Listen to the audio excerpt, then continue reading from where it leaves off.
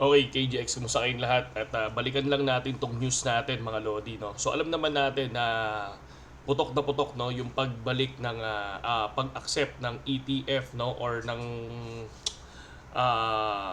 spot Bitcoin ETF sa Wednesday daw. Pero syempre, hindi pa sure yun kasi una, hindi pa naman nagsasabi. Kumbaga sabi natin, check muna natin yung confirmation, di ba? So dapat makita natin dito sa Twitter, sa lahat ng news na accepted na nga talaga, di ba? Kung ang nangyari kahapon, kung mapapansin nyo, gumawa tayo ng video. Ito yung video natin kahapon, okay? So for me, 44,500. Tapos ang short ko ay 43,300. Ito yung support, ito yung resistance natin. 'Di ba? Ang daming influencer na nagsabi na ang kanilang resistance is 44,300, which is pumasok ang resistance nila. 'Di ba? Kaya lang kung mapapansin nyo, akala ng karaniwan is tuloy-tuloy na, no? Pagdating diyan, tingnan niyo tong graph ko mga idol.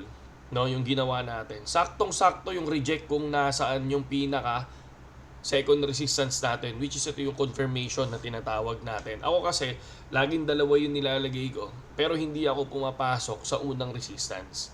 No? Pwede akong pumasok dyan, pero after siguro kung 200 USDT ang pagitan niyan, 100 USDT up, doon ako mag-take profit. Pwedeng ganun. So, kaya lang, ang nangyari dito, tingnan nyo, saktong-sakto yung rejection.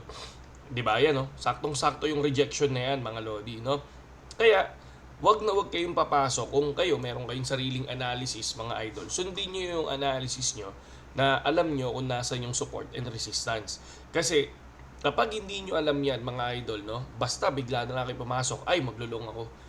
Isipin nyo yung lalim niyan from 44,080, 44,480, biglang bumagsak ng 43,000 o 43,600. Kanina 600 yan eh. Eh di sunog ka na noon. Eh kung naka times 125 ka, sunog ka na, di ba? Ang importante diyan mga Lodi, no? Huwag maging greedy. Kung meron man kayong pinapakinggan na ibang influencer at meron silang support and resistance, yun yung yun yung i-try nyong sundin, di ba? Kasi mahirap na yung, may tsamba eh. Na kunyari, 43,900. O, ang ginawa mo, nag-long ka. Long position, nag-44. O, edi profit ka. Pero, nanguhula ka. Diba? Either pwede yan na 43, tas naging 43,800. Pwedeng bumagsak yan bigla ng mabilisan. Parang ito, diba? Nandito na siya, biglang lumagapak. Tapos umangat ng konti. Tapos biglang lumagapak na naman. Diba? So, ayan, kitang-kita, biglang umangat yan, mga Lodi, Umangat pa yan kagabi. Tapos ngayon biglang pababa siya. 'Di ba? Pagkagising mo magugulat ka, wala ka ng assets. 'Di ba? Ingat lang mga idol, ingat lang. Hindi naman tayo totally hindi ka dapat nagmamadali. Pero tulad nga ng sinabi ko, money mo rules mo, no? Money mo rules mo, wala akong magagawa diyan kasi pera mo 'yan. Pero ang atin lang doon sa mga bago na para sa mga bago, no, para sa mga bagong subscribers natin, wag basta-basta papasok, no? Iba ang crypto. Iba ang crypto, susunugin ka niyan pag hindi mo alam, mga Lodi, no? Tapos kapag ka pa, tingnan mo ako, wala akong open position. Di ba? Wala tayong open position, lang tayo, nag-take profit lang tayo sa Matic kahapon. Di ba? So, ayan lang, yung pinaka-news natin, babala lang sa lahat, mga Lodi. Pero tingnan nyo, ganda ng pasok, di ba? Saktong-sakto rejection eh. 44,089. Biglang bumagsak. Di ba?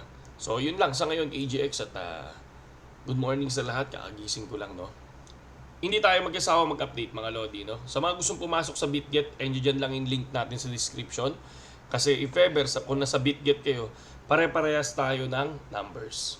Di ba? Kapag nasa ibang platform kayo, pag sinabi kong 44,500, doon nasa 44,550 na, 60, or 600 na, parang ganyan, no? So, yun lang sa ngayon, KGX, at gamitin nyo lang yung link natin dyan, tapos pasok kayo sa Telegram.